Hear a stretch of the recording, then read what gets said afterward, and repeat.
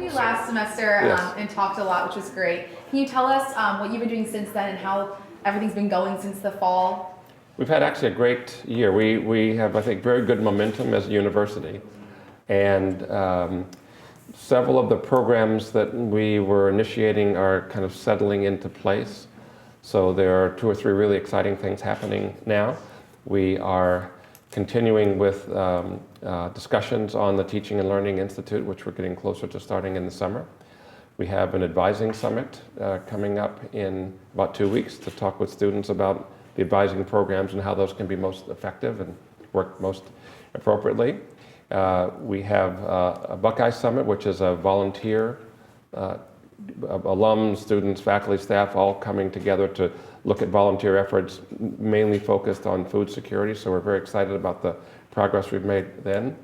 We're very excited about the applications that the university has received over this winter. We're more popular than ever, which is great. Something the presidents worry about. We've had wonderful month after month, wonderful fundraising. We're being supported by more people more generously than ever before in our history. I heard about a new significant gift just today. So we've been moving very, very nicely, and I think that we're excited to have the warm weather today as we anticipate the spring. Mm-hmm. Yeah, so yes, one of the biggest issues that I know a lot of students were concerned about since we've last talked was the tragedy that happened at Mirror Lake. Yes. And so how has the administration dealt with this tragedy, and what steps can students expect regarding the establishment of new traditions next year? Well, first it was really awful and heartbreaking, and I'll never forget it, and I'll never forget the courage and steadfastness of his family, who I talked to. I saw them before they had seen him. I had seen him in the hospital in his last moments, and how they were able to be so classy through what must be just the worst news you've ever had, worst day in your life. It was something that was touching and moving.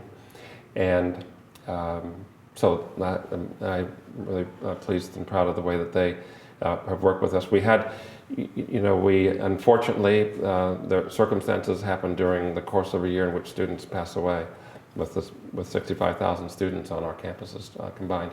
So we had a memorial service in the winter, in December, where we welcome families back. We'll have another one this spring. And again, I think all the families came together and helped with healing for an awful, awful tragedy. I know that through student life, there are active discussions with students about moving forward, and so I haven't heard the outcome of that yet, but I'm a big fan of traditions. I think that they're great. It's one of the things that makes us special. And I'm also, I care about each of you. We want to make sure that you can participate in all the things that are here for us without doing things that are dangerous to you in a way that can lead to such a tragedy as this. So I know that you all are working very actively on helping to think about how we might move forward, and I'm waiting to hear the outcome of that. Thank you. While trying to move forward, like the USG voted in favor of getting rid of the jump, is there anything like concrete, like a formal declaration that this is going to stop, or do we just have to go on encouragement of the community? Yeah, I think what we'll do is look to see what the outcomes of the discussions are, and I think that would really be the next step moving forward. Is I want to make sure we have a chance to have a discussion to see what our alternatives are coming forward, and try to make the best decision moving forward from then. I will say that I care about. It's hard to say this in a way that makes but I actually care about each and every one of you, and I want to just do everything we can to make sure you have a wonderful experience and that you're safe. Yeah. I actually care about that. So. Really quick, do you have kind of the opinion of like regulating an unsanctioned event like that? Do we have any other instances of that here? Yeah. What are your thoughts on that? I'll just say that's a challenge. It's done in the best intention. Yeah, and that's a challenge. There's the balance between control and regulate and whatever is a challenge, and there was a great effort to try to do that in the past, and it turned out to be not successful. So but that's part of the discussion going forward. You know, what would I like? I'd like us all to agree on how we were going to move forward and have that be something we could all support. So let's put our best minds on it and come forward with something that makes us all excited and have a great event, beat Michigan, you know, and have everybody there to celebrate that. I don't know if this falls under hypothetical, but like Yes. moving forward, if there were to be like another event, quote unquote event, that would Yes. be, that's not regulated, in kind of similar circumstances, would it be kind of perceived on a kind of case by case basis, that like in terms of regulating something that's unsanctioned by Yes. the universe, like almost, or do you feel like you're kind of taking responsibility for that event? Yeah, so there's, you know, I'll try to be, so for me, these things,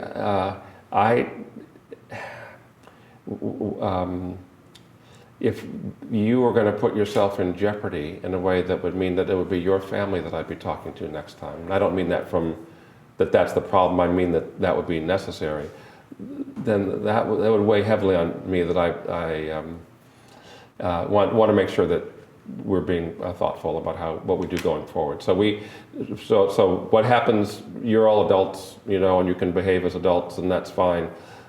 But we would just want to make sure that there were things that didn't happen that were so dangerous or irresponsible that it would lead to tragedy.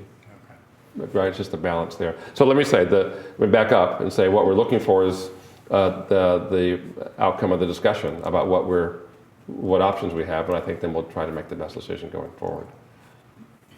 I'm sorry, this is another, in terms of tragedy, we had Yes. a near miss with the threat of violence.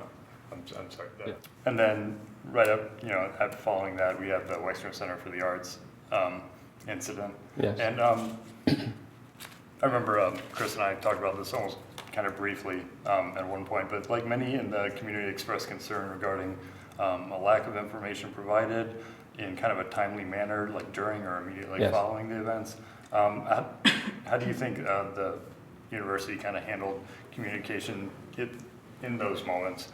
And I know things were still, the events were occurring, so it was Yes. kind of developing. But then, and how, if these events kind of affected how, or dictate how the university will communicate to the community in the future? Yeah, I didn't think that the communication was effective at the Wexner Wexner Center for the Arts issue in particular, and so we've talked about that, and we've actually used that to try to refine and revise our policies and procedures so that they are effective, and so there were several actually specific recommendations and specific changes made that we presented to the board last time, and it's that we want to make sure that the reason for these notifications is that we all get timely information that we can act on in ways that help to keep us safe.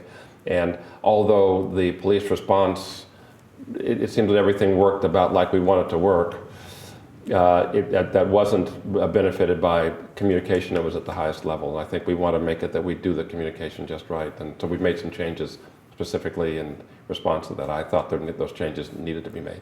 What, can I ask a couple, can you offhand you recall any? Yeah, so there's a balance. I'll tell you the balance there. Sure. A great question. So the balance is first that I'll tell you a few things I can, but also some of them have to do with security. Mm-hmm. And so part of the deal is that you don't talk about exactly what your security is, because then if someone wishes to get around it, they know exactly what you're doing. So we looked at our security procedures and things and did some things to try to enhance and make those things more efficient and more effective. And then we revised specifically the notification criteria so that we can get notifications out more quickly when there's something that needs to be avoided or should be avoided. What often happens in these, some of these, I hate to say this too, that we have so much experience as a collective society with these tragedies that, you know, I wish they were incredibly rare. But what we see is that they're often over as soon as they start. I mean, they're a few minutes. And so by the time you're able to kind of get around to notifying people, then it's already done. This would have been, but I'd like us, sometimes that's 5 minutes or 6 minutes. If we can get the notification down to 2 minutes or 1, I think that's an improvement. So we're going to look to make it that as soon as we realize there's something that one would need to avoid, that we have a way to help all of us avoid that. And I'll say this, is that, again, just to explain what happens a little bit, is that first, no one knows what's happening at the beginning, right? You know the little thing that's happening in front of you and it's chaotic. Second, the first response is to get public safety officials there to help control the situation. And then the next response is to get out a timely warning. Sometimes the notifying and getting the public safety responders there happens, and then they're there so quickly that by the time you have taken a look again at what's happening and it's time to put out the warning, it's already, there's nothing to warn about anymore. And that's the piece that we're trying to look at, to make it that during the time that we're doing everything we can to get public safety officials there and gathering information and process it, we can also get out effective warnings to let people know what not to do. And we're speaking of just minutes, but the idea is to try to really be our very best at that. And that was something we talked about we investigated this very carefully after the incident at the Wexner Center for the Arts. Yeah, that seems like that was really based on the Wexner example, and for the threat of violence, does the same kind of apply to condensing that time through maybe a more of a prolonged incident? Yes, and I think that's, I've been involved in some of these over the years, and you continually get new information, and you try to make the information that you share something that's useful for people and that doesn't accelerate or confuse. We also, I don't want this to sound anyway, like I think it's going to sound, but we also have to do our very best to say things that are true. And we're working in a world where there's social media that can be whatever you think of saying, and routinely there'll be different information. So the job is to process the information, get to things that are effective and accurate, and then disseminate that as quickly as possible, so you know that when you hear from us, you can believe it. And that's just something all of us are learning how to do. Great, thank you. Thanks. So switching gears for a minute, since OSU has entered the third phase of the energy management. I shifted gears like an old person, right? I used to 4 on the floor. Since we've entered the third phase of the energy management plan since we last spoke, Yes. we just wanted to ask if there's any updates you could share or any kind of comments on that. Yes, I think that the goal of the plan is to see if we can find partners that will help us be more efficient and more effective in the way that we manage energy and our resources. And so there are several criteria that the partners will have to meet. There are several tests for them. We are narrowing down the number of people who are likely to give us real RFPs, or to give us real proposals. Putting the proposal together is a very expensive enterprise for the partner, because that's a very detailed document. And so we wanted to sort of get to a place where we looked at a variety of partners who we felt could do the job in an effective way, and then we'll look at what they offer and see if any of them meet the standards that we have set. We are very interested in trying to use less energy, and try to get we've pledged to have 25% reduction in our carbon footprint by 2025. Is that what year I said that? Yeah, I think so. So I make sure I got the year right, and then try to really move toward carbon neutrality. And so that's kind of a first order of this, is someone will have to say, here's what we can do together to make that a reality. And then we have a lot of infrastructure support that we need over the years, and someone will have to be able to really help us support that infrastructure in a way that's cost effective for us. And then we want the reliability and the efficiency of the energy we use to be really an exemplar of best practices, and the partner will have to come forward and say, here's the best practice and how we can help you to do a good job with that. And those are things that we'll look at, and that I think we'll start getting these over the next several months and try to see how things move over that period of time. You said you're narrowing them down. Are you still at 10 firms? I know that we were going to go from 10 to about 6, I think. And I don't know where we are just today in that process, but over this phase now, that's the idea. And again, the reason to try to get to a smaller number is that it's a big investment for the partner to really spend months writing a big, thick proposal. And so we wanted to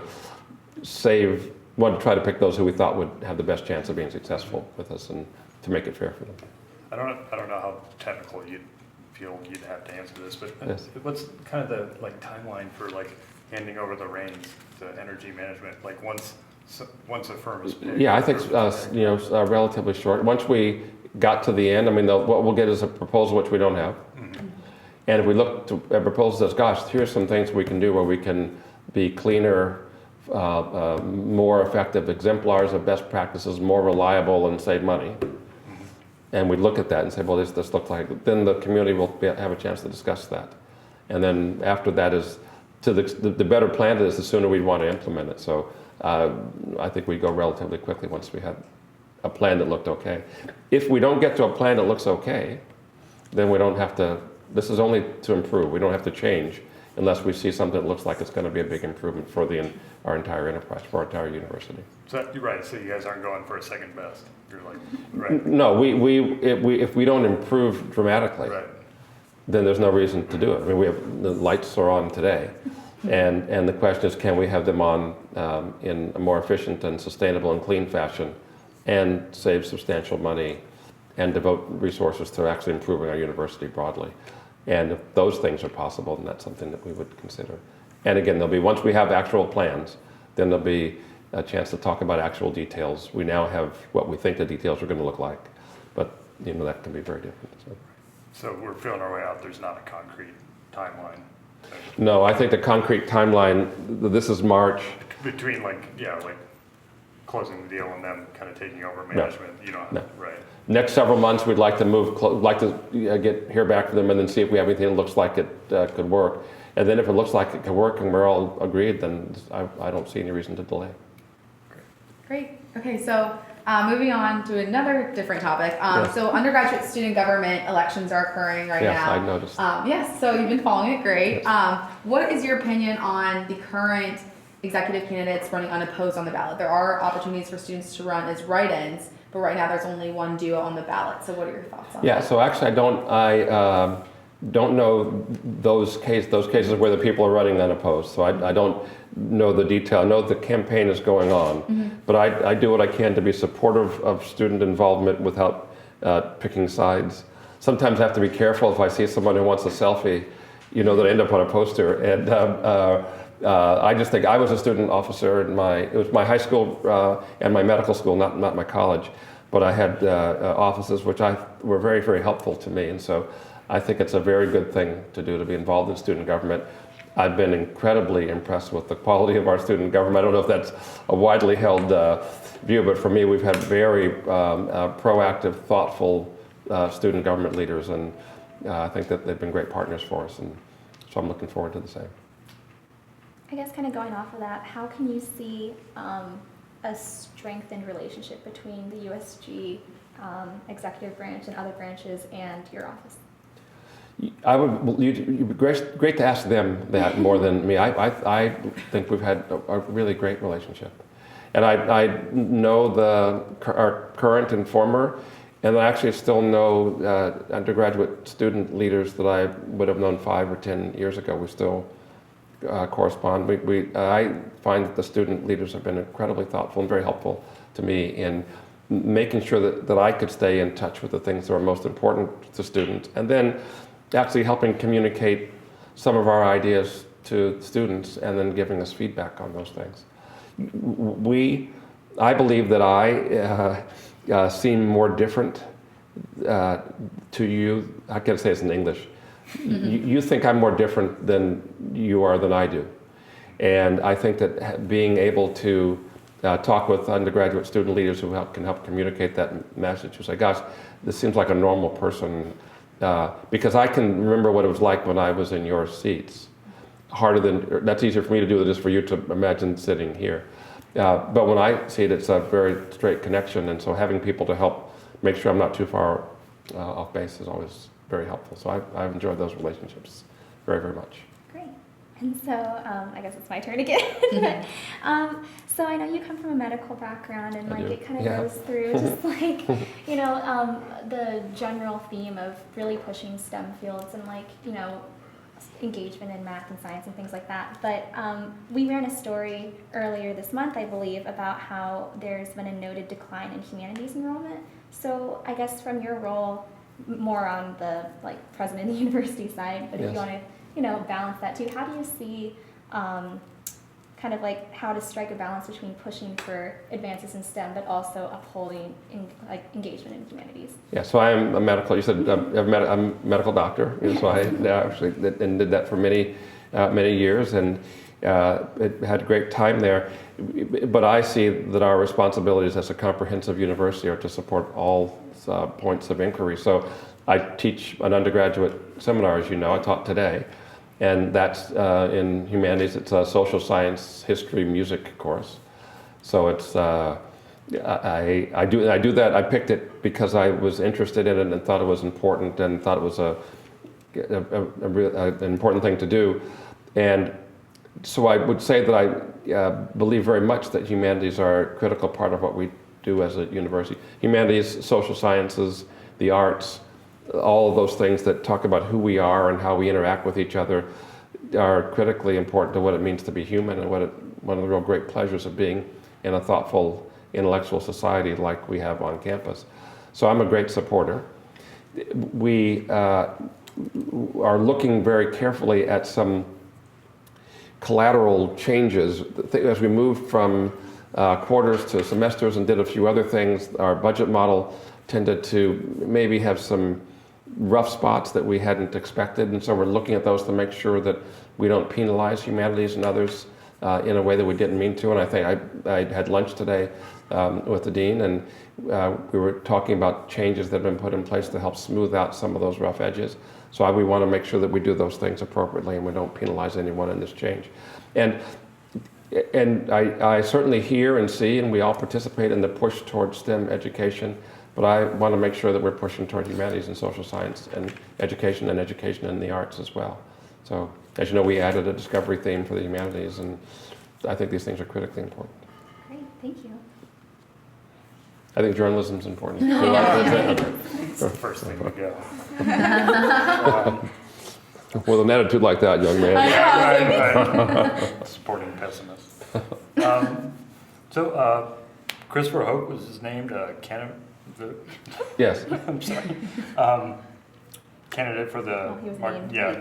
named director. Yes, that's all and done. Of course, it's pending approval. But with this step forward with the band after some of the controversies that have surrounded them, what do you hope to see in the program's future from all the semester? I have the great pleasure of enjoying and then meeting many members of the band, and we have a terrific band. I had a great experience in the fall. My 3-year-old granddaughter came to her first game, and she loved the band. And she didn't know much about the football, but she loved the band. I know that so many Buckeyes were connected first with that part of the campus through going to the games as children and really loving the band. I mentioned my 3-year-old granddaughter. My 2-year-old grandson loves watching videos I have on my phone of parts of band performances, asks for him. It's like, Grandpa, I want to see Ohio State, and he'll point to the band. We did that this weekend. So I think the band is a great part of who we are as a campus community. And we had a great season last year. You saw the incredible response that the band had when it was in England. And people love them there, as they do every place we go. And I think that we're going to continue to set the standard for what a truly outstanding marching band can be. Can anything kind of real or substantive be done to ensure that that culture of that institution has integrity and moving forward? So let me say, we did a couple things in response to some of the issues that came up in the past. And so we have a band oversight committee with very senior people. And that group worked with the band this fall, worked very actively with Chris Hoke, and recommended unanimously that he be appointed into the director position permanently. I was very pleased to see that report. And the band is within the School of Music. I mean, that's sort of its reporting structure, and he's a faculty member within the School of Music. But it really represents the entire enterprise. It's bigger than any school or college. It really is the entire university. And so what we did was to help guide and support the band is put together people who have a university-wide view. The provost, the athletic director, the vice president for student life, and then others with specific expertise and support are all there together to help support the band leader to continue to make this the band that sets the standard for bands on and off the field around the country. And terrific young men and women, terrific performances, really thrilling audiences, and making us all proud. Thank you. Okay, so the next question we have comes from our arts editors who are busy working over there. They were wondering if there's any updates on the $200 million renovations to the arts district surrounding the Wexner. Wow. I noticed the number, $200 million. I'm a little short there. We're looking for major renovations over the next several years. And so there'll be significant investment in the area around the Wexner and on the western side of High Street. And we are actively looking at plans and proposals as we speak. So we're moving Cannon Drive over by the medical center, and that will require the relocation of some of the things that are in the beautifully named Drake Union. And so as we do that, we're going to fold some of those activities into space that's over in and around where the Wexner Center for the Arts is. And so that's a big plan. Actual price tag may vary a little bit depending on the nuances, but we're getting to the place where we're starting to look at renderings and talking with architects and planners about what will go there, and so we would be very actively involved in that over the next couple of years. Very excited about it. It's going to be really terrific. And kind of going off of that and other projects you touched on that are going to be carried throughout next year, Yes. what are you looking forward to most? Are there new projects that haven't been started yet? Anything else you can tell us that you haven't touched on today? We have a couple of projects that are pending before the state, so we'll get looking for some funding there. That's some on the health sciences, and then many projects across campus that are in the deferred maintenance and infrastructure level. So those are all helping us to be a better and safer place. We talked today earlier. I met with deans, and we were talking about over the next several years classroom renovations and other things that will help us have more and more modern classrooms, so we can continue to do our best to be engaged teachers and 21st century teachers. And so that's something we're thinking about. We've had extensive building at the health sciences, on the health sciences side, but there'll be even more of that after we have Cannon Drive relocated, so we're excited about that. So we're looking at the next 5 to 10 years as really continuing to make this the best place it can be to come to school, to learn, to work, to provide medical care, to have performance art. All those things are a big part of our looking forward, and we're very excited about the opportunity. I think it's going to be terrific.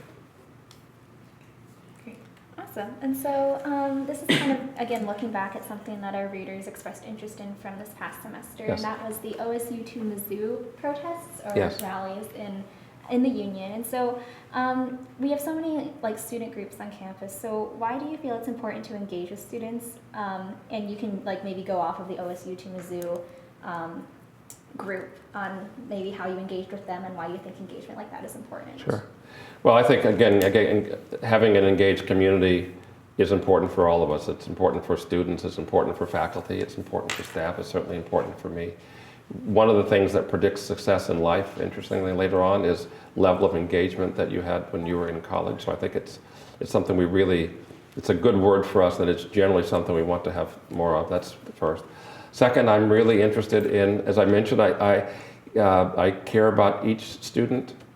I care about everyone collectively, but I think of each student as an individual, important, and special person.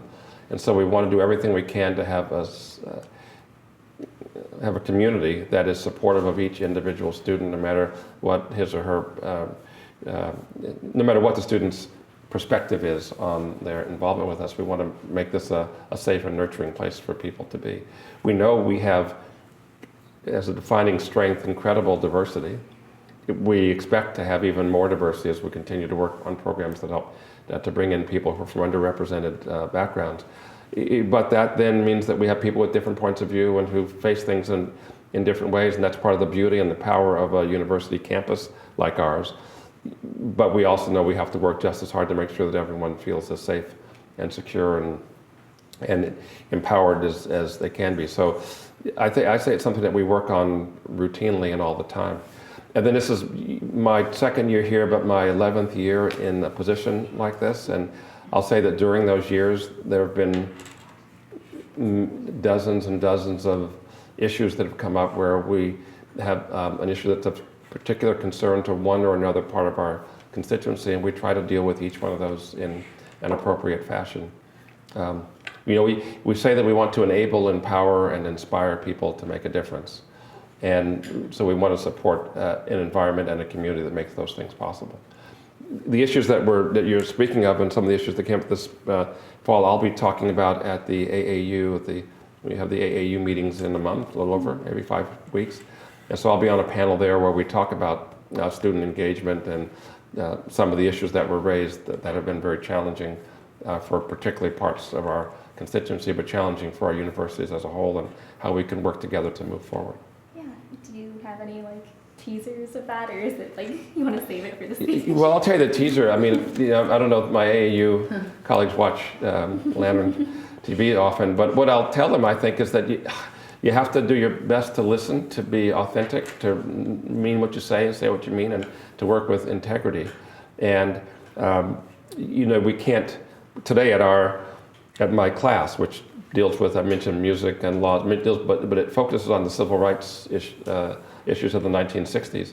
And we were talking about how many of the issues that were raised in the 1960s, if you read reports of some of the unrest that happened then, and reports of issues that happened, for instance, following Ferguson, they unfortunately could be the same. And one of the people who was writing one of the reports in 1968 said, gosh, he felt then he was reading something that looked like a report from 1943 when there was a commission, or 1940 or 1920s. And so we see that that these are big problems, and that no one has been able to make them go away. And the President of the United States can't make them go away. But I was thinking, as we were talking about the issues that we have today and the issues we had 50 years ago and 50 years before that, and there are differences in the broad circumstances of society that would be seen as tremendous progress if you looked from then forward. Now, it's not as much progress as we'd like at all, and I don't want to be misconstrued as saying that, or it's not enough. As we keep on repeating these things, but it seems as though the arc of history is bending towards social justice, and we want to do whatever we can to continue to help that to be the case. Does anyone else have any other questions? I've been working on that for 40 years in my circumstance, and so there are things that I can see that are better, and then there's still places where we need to work. We didn't talk about the affordability grants, and that we moved from $15 to $20 million for next year. I just wanted to say a word about that, because it's one of the ways we help to moderate costs is to try to be efficient and effective. We want to continue to have the greatest value we can in education, so we want to be the best place that you could come to go to school, to live, to learn, to work. Great. But we also want to try to make it that we think very seriously about cost. And so we put ourselves on the line to say we're going to invest $15 million, which we did last year before we knew where it was coming from. And then we were happy that we were able to find that, and the next year we're going to do 20. And that's really to help decrease the burden of college education, particularly on lower and middle income families where it can be stifling. And as you know, this year we increased it slightly for the Columbus campus, but we also extended to our regional campuses, and we want to continue moving forward in these programs as we can, because an outstanding education is our first responsibility, and we want to do everything we can to make that affordable and accessible. And we're working on some programs like that with our colleagues nationally, which I'll be freer to talk about when I come to see you next time. But we're very excited about that and trying to spread the word. Great. So that kind of, sorry. Okay. And you said 25 next year, and then 30 the year after. What we would like to get, what we promised was 100 total between last spring, a year ago, and 2020. So that's an average of 20 a year. So we've gotten up to that average. We'd have to do a little more than that if we were going to make up for our ramp-up year, so that we're expecting to do that. And so we set a big goal. We plan to, when we set big goals, we always plan to exceed our goals. So we look forward to exceeding the goals. And affordability, access, and excellence, the more we can do, the better. And whatever we can do to help that, we're really excited about. Truly excited about it. So. Awesome. So yeah, that kind of brings me to, I was trying to figure out a way to like nicely segue into this. But you couldn't figure it out, yeah. Yeah, so thank you for that. Yeah, okay. I know last time we talked a little bit about your, as we were approaching the summer Board of Trustees meeting where Yes. we bring up tuition and everything like Yes. that. I know as we talk about like affordability grants and everything like that, that's wonderful. I know a lot of out-of-state students are still a little worried about Yes. the decisions that might be made. So Yes. what would you say to them about just like explaining kind of the balance that you talked about last time? Yes, and part of this is, it's really, really important for students who are non-Ohio residents. First, Ohio residents are lucky because they have a wonderful, we here have a wonderful university, and it's a great option, and so that's great. We benefit, we like students who come from other parts of the country and other parts of the world. They bring great value to us. They have, I mentioned diversity, and we have many types of diversity, but one is where you were raised and what you think, and I think that's a great thing. I don't know if everybody here is from Ohio, but there are people from other places who are good people, and they really help the richness of our campus life. We have to, because the state of Ohio provides kind of base funding based on Ohio taxpayers' tax. When we have students come from other places, that it's more expensive because they have to cover a larger part of the cost of educating them. And so we look there for a balance, and there the issue is the quality of the education and the quality of the educational experience and the cost. And there's a marketplace. Our job is to be the very, very best quality and to be a reasonable cost, and by doing so attract students. And as I said, we've had incredible numbers of students come from out of state, and they've made us extremely strong, and that's a good thing. And we're still providing opportunity for thousands and thousands of Ohio students, which is our primary responsibility. So it's been a good balance. Great, thanks. Yeah, so do you have anything else? Do you have anything else? Yes, I think we're still a great bargain for non-resident students too. I mean, if we compare ourselves, the quality of the experiences like yours, with the cost, we can still be very cost effective there. And so although it's still a great value, and we're pleased about that. My last thing, I guess we're nearly, it's nearly that time. This is our second year, so it's my sophomore year, and it's been great. The first year we had this is a big and complicated place. So it's a little bit like you. I wasn't homesick per se, but every day I was doing things that were new, and I couldn't be every place at once. So, and at the beginning, there were a nearly infinite number of places to be, and so you can only be at a certain fraction of those. But bit by bit, I've been able to be more places and meet more people, and it gets better and better. And so my wife and I both really enjoy that a lot, and it's been great. The second year doing some things that I'd actually done before, so I knew where I was coming here, So we've really enjoyed it from the beginning, but it's been particularly comfortable this second year, and seeing people who have now become older friends. So it's a great thing. Well, we're happy to have you. So yes, Great. thank you Well, so much for your time. Thank you, appreciate it. Can I just really quick, do you have any timetable for the Go vice Bucks. president, provost? Oh, there we go. Yeah, I think summer. So we would expect to have someone in place, my fingers crossed, by the beginning of the fall term. Okay.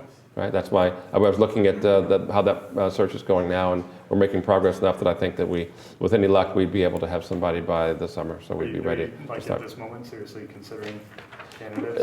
Yeah, so the committee is seriously considering candidates and looking at a list, and we'll be narrowing those down over the next several weeks, and then we'll, in the spring, the later spring, be getting down to the ones who look like the most promising candidates. And as I said, I'd love to have this done by the summer.